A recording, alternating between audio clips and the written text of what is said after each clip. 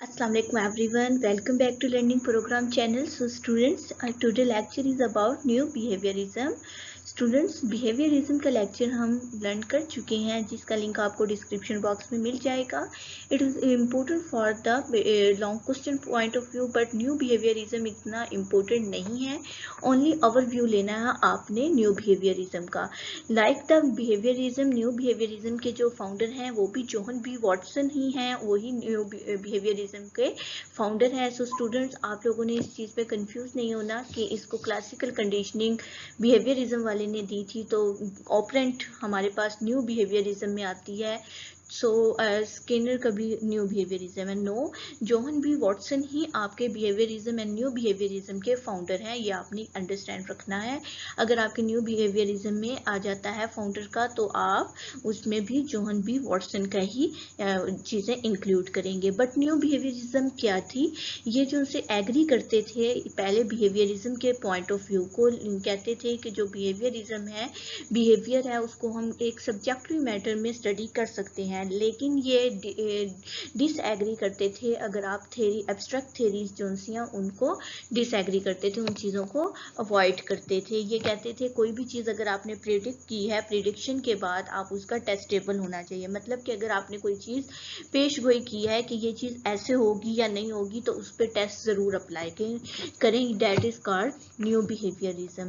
So students, new behaviourism understand करने से पहले अगर कोई स्टूडेंट इस चैनल पे न्यू है तो इसे ज़रूर सब्सक्राइब करें और बेल आइकन को प्रेस करें ताकि रिमेनिंग स्कूल ऑफ थॉट हम लर्न कर सकें.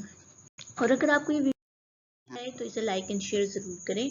न्यू बिहेवियरिज्म में दोबारा से आपके पास कुछ टर्म्स आ जाती हैं, पॉजिटिज्म वगैरह, ये अभी हम लर्न करते हैं. और लेकिन स्टूडेंट्स, आपने अपना पुराना जो कॉन्सेप्ट है वो इसके अंदर मिक्स नहीं करना. सिर्फ इसका ओवरव्यू लें. अगर आप इसको लर्न नहीं भी करते देन भी आप इसमें क्लियर कर जाएंगे. न्यू बिहेवियरिज्म का अंडरस्टैंडिंग हो जाएगी. पॉजिटिज्म वाले जो उनसे हैं पॉजिटिव साइंस पे एक्सप्लेन करते हैं. वो कहते हैं हमें जो स्टडी करनी चाहिए, हमें ऑब्जेक्टिव्स पे स्टडी करनी चाहिए. या हम अगर किसी इवेंट को लेते हैं उसे डायरेक्ट हमें एक्सपीरियंस से स्टडी करनी चाहिए.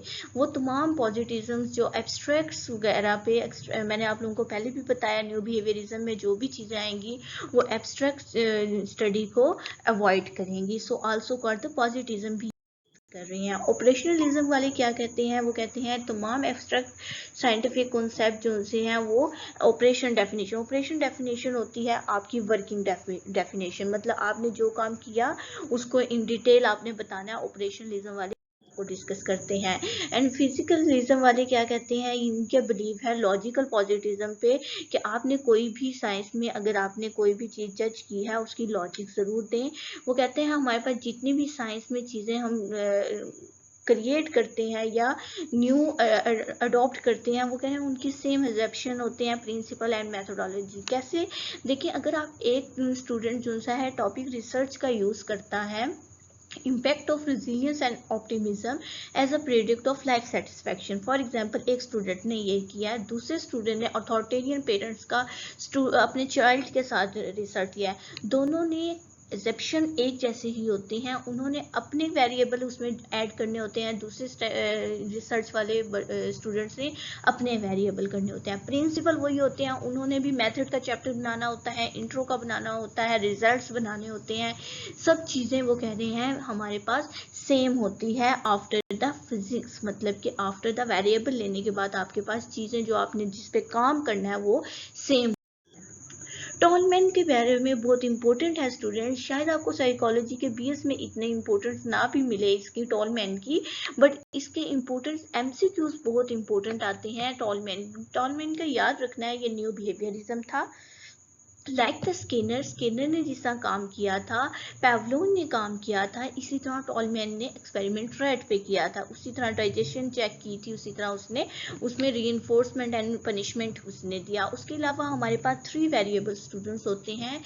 आप लोगों ने फर्स्ट सेमेस्टर में एक रिसर्च का चैप्टर अंडरस्टैंड किया होगा, उसमें वेरिएबल्स आपने पढ़े होंगे, IV and DV, independent variable and dependent variable. So student, third one आता है इंटरवेनिंग वेरिएबल. ये दोनों वेरिएबल्स के मिक्सअप होता है, ये दोनों वेरिएबल को स्ट्रेंथफुल कर रहा होता है, ये थर्ड वन वेरिएबल होता है. ये वेरिएबल भी टॉलमैन ने सबसे पहले यूज किया. रीइंफोर्समेंट का स्टूडेंट्स आपको भी बताती हूँ, हम अभी स्किनर का करते करते हैं तो उसमें आपको हो जाएगा। उसके बाद एक और आते हैं हमारे पास साइकोलॉजिस्ट एडवन रे ग्यूटर। इन्होंने लॉ ऑफ लर्निंग के ला दिए कि हमें कैसे लर्निंग करनी चाहिए। वन ट्रायल लर्निंग कैसे होती है स्टूडेंट्स के बार बार आप ट्राई करें और ट्राई करने के बाद उस चीज़ को सीख जाएं।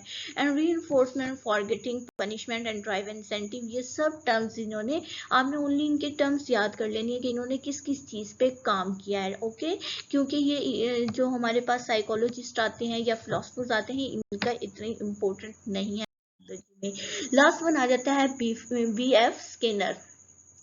जो स्किनर है ये इतना इम्पोर्टेंट है कि आप साइकोलॉजी के किसी भी ब्रांच में चले जाएं, आपको स्किनर एंड पैवलोन की थेरीज को अंडरस्टैंड करना ज़रूर पड़ता है। हर दफ़ा आपको एक नई चीज़ मिलती है। तो स्टूडेंट, न्यू बिहेवियरिज्म में सबसे ज़्यादा जो इम्पोर्टेंट काम था, जो आजकल भी इम्पोर्टेंट है और फेमस है साइकोलॉजी में, बी एफ स्किनर का है। जॉन मिन वॉटसन का आपने बिहेवियरिज्म में अंडरस्टैंड कर लिया होगा। न्यू बिहेवियरिज्म में उनका कोई काम नहीं है, लेकिन फाउंडर वो हमारे हैं, न्यू बिहेवियरिज्म के ही चलते आ रहे हैं। लेकिन अगर आपसे कोई पूछता है न्यू बिहेवियरिज्म में आपके पास कौन से साइकोलॉजिस्ट आते हैं, कौन, तो आपका बी एफ स्किनर आता है। उसने ऑपरेंट कंडीशनिंग पे काम किया, लर्निंग पे स्टूडेंट्स काम किया, reinforcement and punishment.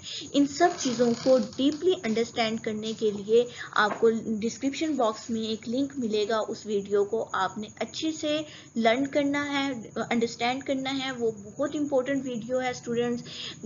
Operant conditioning के नेम से आपको डिस्क्रिप्शन बॉक्स में उसका लिंक मिलेगा। आपने ज़रूर उस वीडियो को दोबारा से अंडरस्टैंड करनी है ताकि आप वही चीज़ें न्यू बिहेवियरिज्म में बी एफ स्किनर के अंदर ऐड कर सकें। सो स्टूडेंट्स, अल्लाह हाफिज़। अगर आपको ये वीडियो पसंद आए तो इसे लाइक एंड शेयर ज़रूर करें ताकि आपके दूसरी फ्रेंड्स को भी इस नॉलेज से इजाफा हो सके, उन्हें भी पता चले न्यू बिहेवियरिज्म का। सो स्टूडेंट्स, कमेंट में मुझे ज़रूर बताएं कि आपको वीडियो कैसी लगी।